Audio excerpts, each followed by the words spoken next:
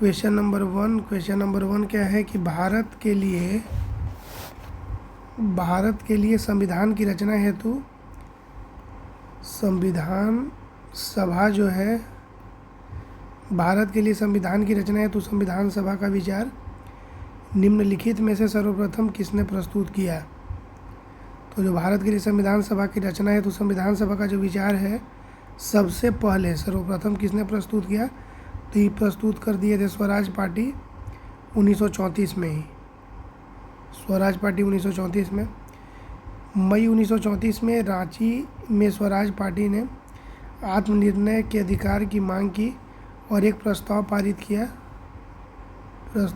किया जिसमें कहा गया कि वयस्क मताधिकार के आधार पर निर्वाचित भारतीय प्रतिनिधियों की एक संविधान सभा होगी जो संविधान का निर्माण करेगी। भारतीयों की ओर से संविधान सभा की मांग करने का यह प्रथम अवसर था। तो यह प्रथम अवसर यही था, क्या था, स्वराज पार्टी 1934।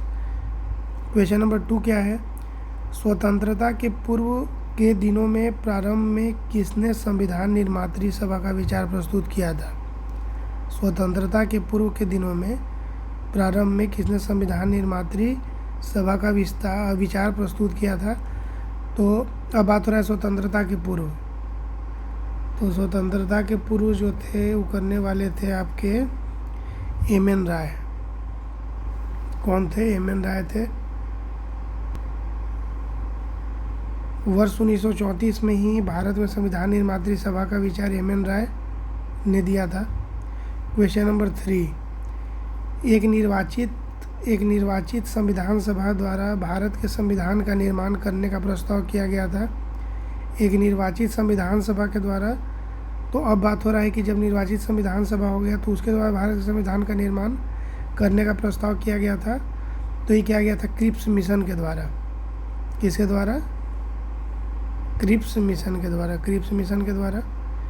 एक निर्वाचित संविधान सभा के द्वारा भारत के संविधान का निर्माण करने द्वितीय विश्व युद्ध के समाप्त होने के पश्चात, जब द्वितीय विश्व युद्ध जो समाप्त होने के पश्चात जो प्रस्ताव था सर्वप्रथम क्रिप्स मिशन कब आया था? 1942 में उसके द्वारा किया गया था। तो याद रखिए क्रिप्स मिशन का जो रिलेशन है वो किस चीज़ से है, तो इनका भी मतलब है संविधान सभा के निर्माण से ही रिलेटेड है। क्वेश्चन नंबर 4, कैबिनेट मिशन योजना के अंतर्गत संविधान निर्मात्री परिषद में प्रत्येक प्रांत को आवंटित सदस्य संख्या निर्धारित करने के लिए एक प्रतिनिधि कितनी जनसंख्या के अनुपात में था? तो 10 लाख। जो कैबिनेट मिशन योजना के अंतर्गत जो संविधान निर्मात्री परिषद में प्रत्येक प्रांत को जो आवंटित सदस्य संख्या दिया गया था, मतलब हर प्रांत को जो दिया गया था कितना सदस्य होगा, आवंटित सदस्य होगा, तो उसका जो निर्धारण हुआ था उसका पूछ रहा है कि अनुपात क्या था। तो प्रत्येक 10 लाख व्यक्ति पर क्या था? एक व्यक्ति को निर्वाचित किया गया था उसके लिए। कैबिनेट मिशन कब आया? 1946 में। कैबिनेट मिशन 1946 में भारत आया था। मिशन ने अपनी रिपोर्ट में संविधान सभा के गठन का एक सूत्र प्रस्तुत किया था जिसके आधार पर संविधान सभा निर्वाचित होनी थी और प्रांतों का प्रतिनिधित्व जनसंख्या के आधार पर होना था। इसके तहत मोटे तौर पर प्रति 10 लाख, याद रखिएगा, प्रति 10 लाख व्यक्तियों के ऊपर एक प्रतिनिधि के निर्वाचन की व्यवस्था प्रस्तावित थी। तो प्रति 10 लाख याद रखिएगा। क्वेश्चन नंबर 5, इन व्यक्तियों में से कौन कैबिनेट मिशन का सदस्य नहीं था? तो विलियम गुड नहीं था। और कौन था ये भी बहुत इम्पोर्टेंट है। पैंथिक लॉरेंस थे, स्टेफर्ड क्रिप्स थे और ए.बी. अलेक्जेंडर थे। पैंथिक लॉरेंस थे, ए.बी. अलेक्जेंडर थे और स्टेफर्ड क्रिप्स थे। कैबिनेट मिशन मार्च 1946 में भारत पहुंचा। इस मिशन के सदस्य स्टेफर्ड क्रिप्स जो कि क्या थे? अध्यक्ष थे board of trade. Pethick Lawrence Bharat सचिव थे। भारत सचिव कौन था? पैंथिक लॉरेंस भारत सचिव थे। और ए.बी. अलेक्जेंडर क्या थे? नौसेना मंत्री थे। तो ये तीनों थे। क्वेश्चन नंबर 6 कि भारतीय संविधान सभा का गठन किया गया था। भारतीय संविधान सभा का जो गठन है किया गया था तो कैबिनेट मिशन योजना 1946 के अंतर्गत, कैबिनेट मिशन योजना 1946 के अंतर्गत भारतीय संविधान सभा का प्रातिनिधिक निर्वाचन के आधार पर गठन कैबिनेट मिशन योजना 1946 के अंतर्गत किया गया था। क्वेश्चन नंबर 7, 1946 में निर्मित अंतरिम सरकार में कार्यपालिका परिषद के उपसभापति थे। 1946 में निर्मित जो अंतरिम सरकार बनी थी उसमें जो कार्यपालिका परिषद था उसके उपसभापति कौन थे? उसके उपसभापति थे जवाहरलाल नेहरू। 24 अगस्त 1946 को अंतरिम राष्ट्रीय सरकार की घोषणा इस व्यवस्था के साथ की गई कि अंतरिम सरकार 2 सितंबर 1946 को कार्यभार संभालेगी। वायसराय इसमें कार्यपालिका परिषद का पदेन अध्यक्ष, वायसराय कौन था? इसमें कार्यपालिका परिषद का पदेन अध्यक्ष था तथा जवाहरलाल नेहरू को उपाध्यक्ष या उपसभापति बनाया गया। क्वेश्चन नंबर 8 है कि निम्नलिखित में से कौन अगस्त 1946 में गठित प्रथम अंतरिम राष्ट्रीय सरकार का सदस्य नहीं था? निम्नलिखित में से कौन अगस्त 1946 में जो क्या बना था, प्रथम अंतरिम सरकार बना था, उस राष्ट्रीय सरकार उसका सदस्य कौन नहीं था? डॉक्टर एस राधाकृष्णन नहीं थे। कौन कौन थे तो देख लो, इसमें सी राजगोपालाचारी थे, डॉक्टर राजेंद्र प्रसाद थे और जगजीवन राम थे। लेकिन डॉक्टर एस राधाकृष्णन ठीक कैबिनेट मिशन योजना के आधार पर 24 अगस्त 1946 की घोषणा के तहत नवनिर्वाचित संविधान सभा से 2 सितंबर 1946 को भारत की अंतरिम सरकार का गठन किया गया।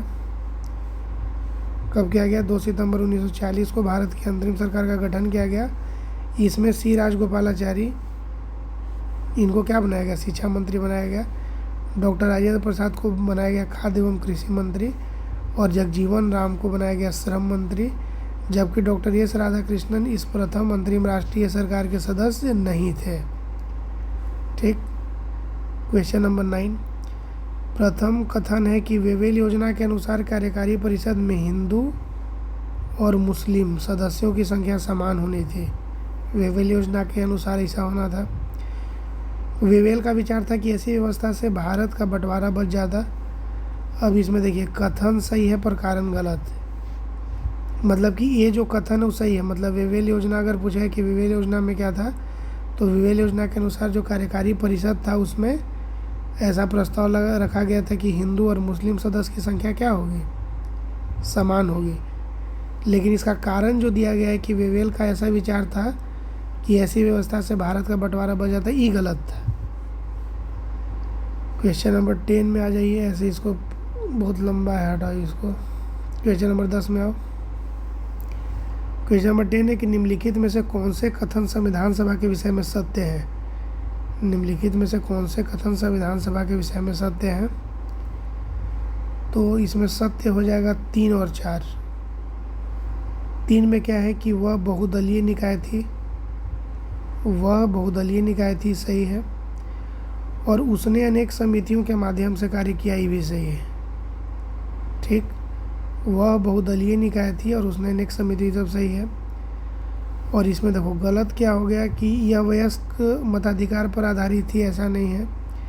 वह प्रत्यक्ष निर्वाचन ये भी नहीं हुआ था, प्रत्यक्ष निर्वाचन भी नहीं हुआ था, लेकिन बहुदलीय निकाय था, ये सही है। और इसमें अनेक समिति मिल के काम कर रहे थे, ये भी सही है। संविधान सभा के गठन के लिए राज्यों की विधानसभाओं का उपयोग निर्वाचक मंडल के रूप में किया गया। अतः संविधान सभा प्रत्यक्ष निर्वाचन का परिणाम थी। इसका निर्वाचन वयस्क मताधिकार पर आधारित नहीं था। संविधान सभा में अनेक दलों के लोग इसमें शामिल थे। इस सभा ने अपने कार्यों का संचालन करने के लिए अनेक समितियों का गठन किया। क्वेश्चन नंबर 11, भारतीय संविधान सभा के संबंध में निम्नांकित में से कौन से कथन सही हैं? तो इसमें हो जाएगा ऑप्शन ए, यानी कि ए और डी जो है सही है। यह वयस्क मताधिकार पर आधारित नहीं था, ये सही है। और यह कई समितियों के माध्यम से कार्यरत थी, भी सही है, तो इसमें गलत हो जाएगा। यह प्रत्यक्ष निर्वाचन का परिणाम थी, अभी पढ़े नहीं थी। यह बहुदलीय संरचना नहीं थी, गलत है, क्योंकि यह बहुदलीय संरचना थी। क्वेश्चन नंबर 12, निम्नलिखित में से संविधान सभा के बारे में गलत कथन कौन सा है? निम्नलिखित में से संविधान सभा के बारे में गलत कथन कौन सा है? गलत है कि इसका निर्वाचन सार्वभौम वयस्क मताधिकार के आधार पर किया गया, ये गलत है। संविधान सभा जो है उसका निर्वाचन सार्वभौम वयस्क मताधिकार के आधार पर किया गया, ये गलत है। इसमें सही है कि इसने बड़ी संख्या में समितियों की मदद से काम किया, उनमें से प्रारूप समिति सबसे महत्वपूर्ण थी, जिसके हेड कौन थे? बी आर अम्बेडकर थे। इसने बड़ी संख्या में समितियों की मदद से काम किया। फिर सही है कि अल्पसंख्यक समुदाय जैसे ईसाई, एंग्लो इंडियन और पारसियों को सभी में पर्याप्त प्रतिनिधित्व दिया गया, ये भी सही है। इसकी चुनाव प्रक्रिया 1935 के अधिनियम के 6वीं अनुसूची पर आधारित थी। कर, संपत्ति और शैक्षणिक योग्यता के कारण मताधिकार सीमित था। संविधान सभा के सदस्यों का निर्वाचन प्रांतीय विधानसभाओं के सदस्यों द्वारा अप्रत्यक्ष निर्वाचन के आधार पर हुआ, न कि सार्वभौम वयस्क मताधिकार के आधार पर। प्रत्यक्ष निर्वाचन के द्वारा कर, संपत्ति और शैक्षणिक योग्यता के आधार पर मताधिकार प्रदान किया गया था, सभी को मताधिकार प्राप्त नहीं था। बहुत इम्पोर्टेंट। तो कर, संपत्ति और शैक्षणिक योग्यता के आधार पर मताधिकार प्रदान किया गया, सभी को मताधिकार प्राप्त नहीं था। क्वेश्चन नंबर 13, भारत के संविधान का प्रारूप तैयार करने वाली संविधान सभा के सदस्यों को तो उनको विभिन्न प्रांतों की विधानसभाओं द्वारा चुना गया, विभिन्न प्रांतों की विधानसभाओं के द्वारा चुना गया। क्वेश्चन नंबर 14, भारतीय इतिहास के संदर्भ में प्रांतों से संविधान सभा के सदस्य प्रांतीय विधानसभाओं द्वारा निर्वाचित हुए थे। भारतीय इतिहास के संदर्भ में प्रांतों से संविधान सभा के जो सदस्य थे उनको प्रांतीय विधानसभाओं द्वारा निर्वाचित हुआ था वो लोग।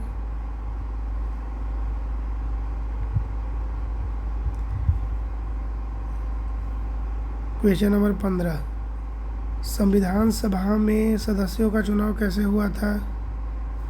प्रांतीय सभाओं के द्वारा। क्वेश्चन नंबर 16, संविधान सभा के चुने हुए अस्थायी अध्यक्ष कौन थे? तो संविधान सभा के चुने हुए अस्थायी अध्यक्ष थे डॉक्टर राजेंद्र प्रसाद। क्या थे? संविधान सभा के चुने हुए अस्थायी अध्यक्ष। 9 दिसंबर 1946 को संविधान सभा की प्रथम बैठक की अध्यक्षता अस्थायी अध्यक्ष डॉक्टर सचिदानंद सिन्हा ने की। 11 दिसंबर 1946 को संविधान सभा ने डॉक्टर राजेंद्र प्रसाद को निर्विरोध संविधान सभा के अस्थायी अध्यक्ष के रूप में निर्वाचित किया।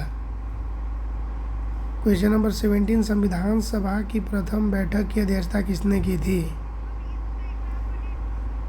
संविधान सभा की प्रथम बैठक की अध्यक्षता किसने की थी? डॉक्टर सचिदानंद सिन्हा।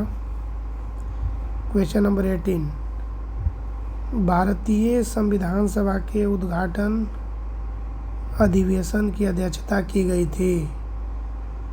भारतीय संविधान सभा के उद्घाटन अधिवेशन की अध्यक्षता की गई थी डॉक्टर सचिदानंद सिन्हा के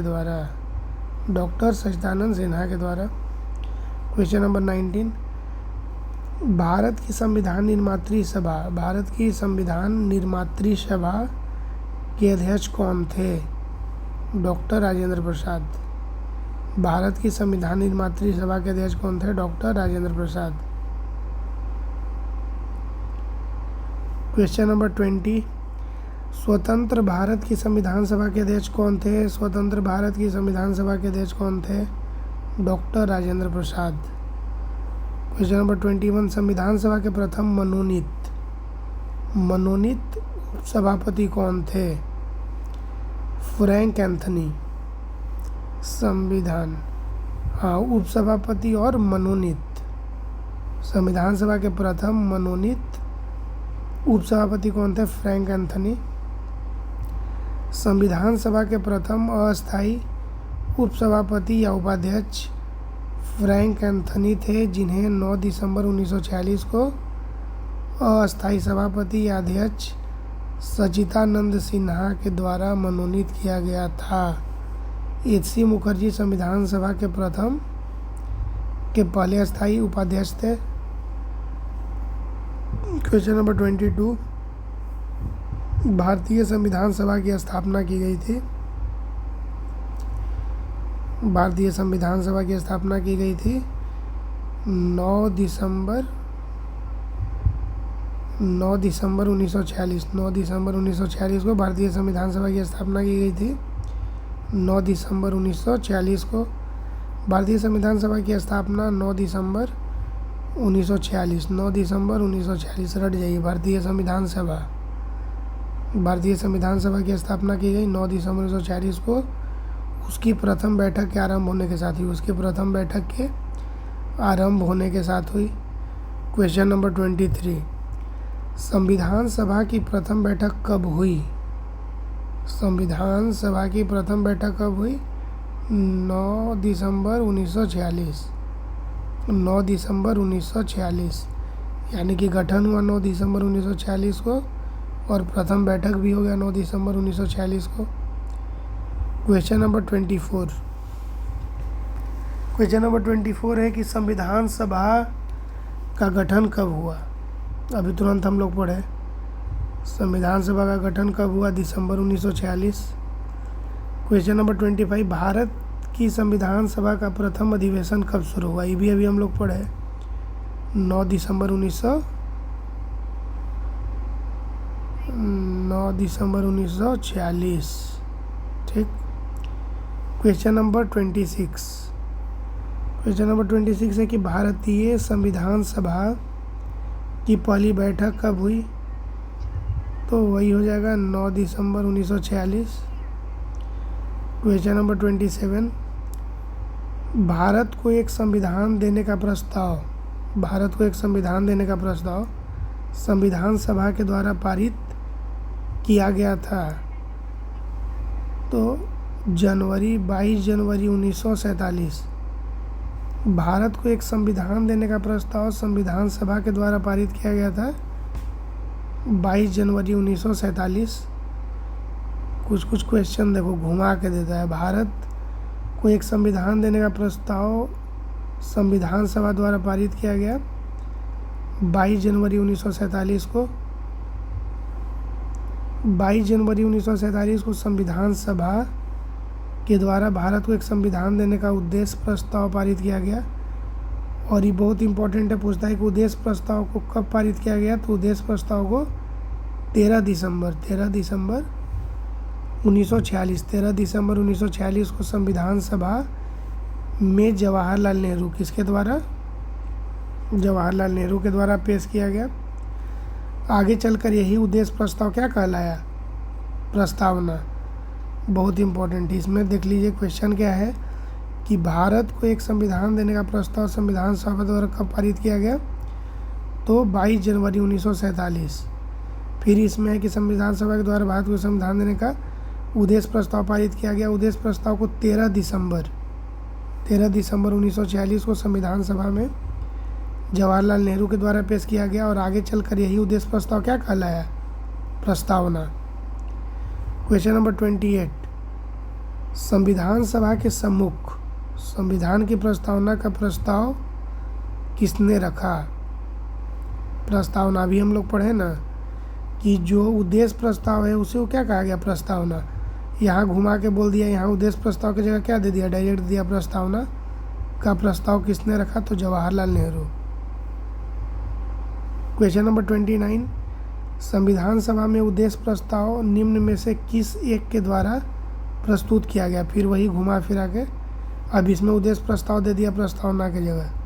तो संविधान सभा में अगर बोले कि उद्देश्य प्रस्ताव या प्रस्तावना XYZ कुछ भी पूछे तो पंडित जवाहरलाल नेहरू। और इसका डेट भी इम्पोर्टेंट है, याद रखना है। डेट कितना है? 13 दिसंबर 1946। 13 दिसंबर 1946। क्वेश्चन नंबर 30 बोलता है कि भारतीय संविधान के निर्माण से संबंधित निम्नलिखित कथनों में से कौन सही है। भारतीय संविधान के निर्माण से संबंधित निम्नलिखित कथनों में से कौन सही है। तो निम्नलिखित में से कौन सही है, तो इसमें 1, 2 और 3 जो है सही है। तो 1, 2, 3 पढ़ लिया जाए कौन कौन सही है। तो एक जो सही है कि पंडित नेहरू के उद्देश्य प्रस्ताव का जो संविधान सभा द्वारा स्वीकार किया गया था, संविधान के निर्माण पर असर था। तो बिल्कुल असर था।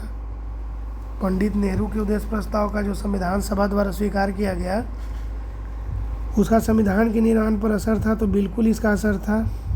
दूसरा क्या सही है, तो उद्देशिका बहुत महत्वपूर्ण उद्देश्यों की पूर्ति करती है। ये बिल्कुल सही है। उद्देशिका बहुत महत्वपूर्ण उद्देश्यों की पूर्ति करती है, यह स्टेटमेंट बिल्कुल सही है। और तीसरा जो सही है वो क्या है, तीसरा सही है कि संविधान को भारत के लोगों ने आदेशित किया, ही सही है। ठीक, इसमें गलत हो जाएगा 4 नंबर। 4 नंबर क्या बोल रहा है कि राज्य के मुखिया को लोग प्रत्यक्ष रूप से निर्वाचित करते हैं, ही गलत है। ठीक, इसका एक्सप्लेनेशन है कि भारतीय संविधान के तहत राज्य के मुखिया, देखिए यहाँ पे राज्य का मुखिया बोला ना, राज्य के मुखिया को लोग प्रत्यक्ष रूप से, तो ये गलत है। क्यों?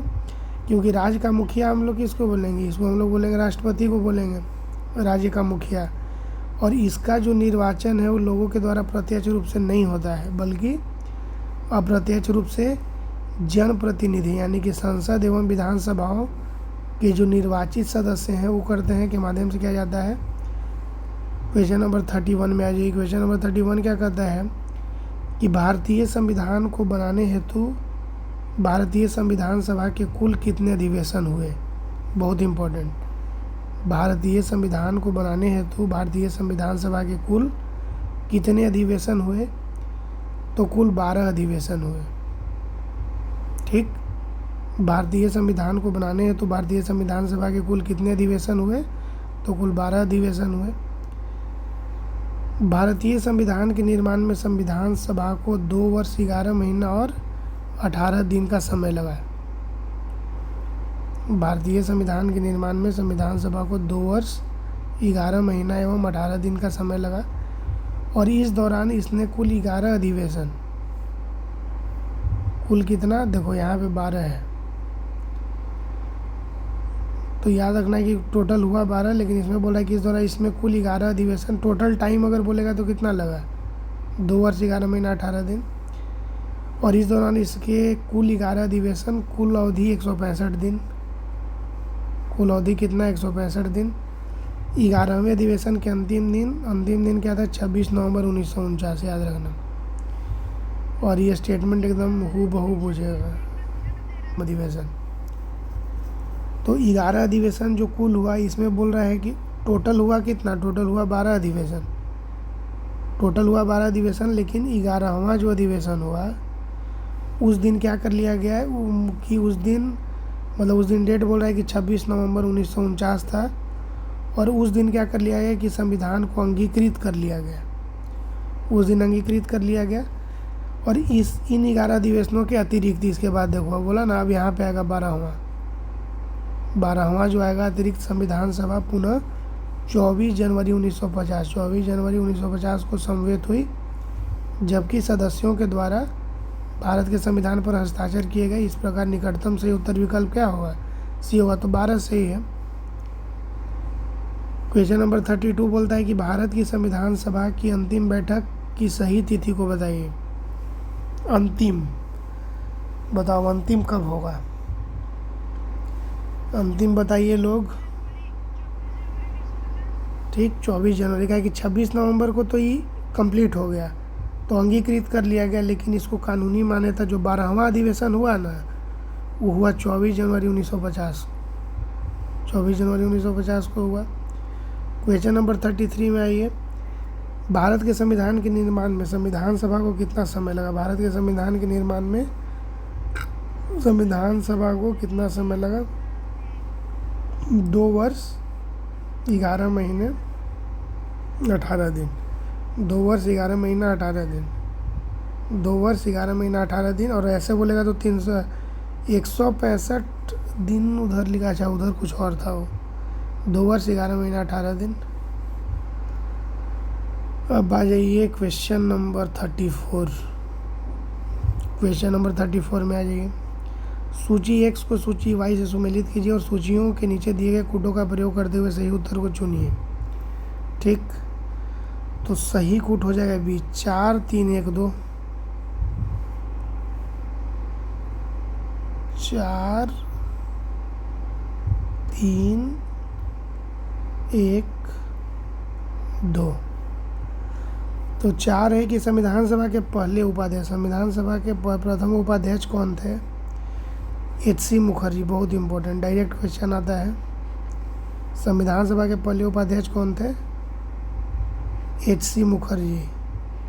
ठीक, प्रारूप समिति के मूलतः एकमात्र कांग्रेसी सदस्य, जो प्रारूप समिति था उसके मूलतः एकमात्र कांग्रेसी सदस्य कौन थे?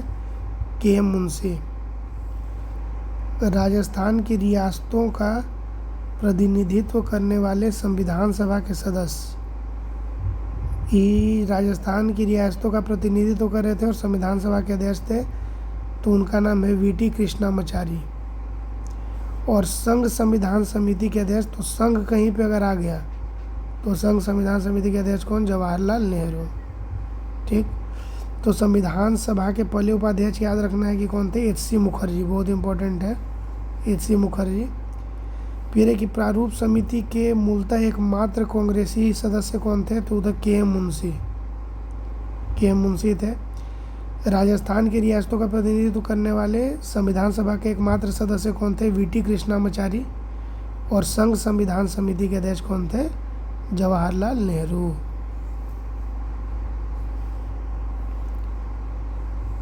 ठीक, संविधान सभा के पहले अस्थायी उपाध्यक्ष कौन थे? Frank Anthony.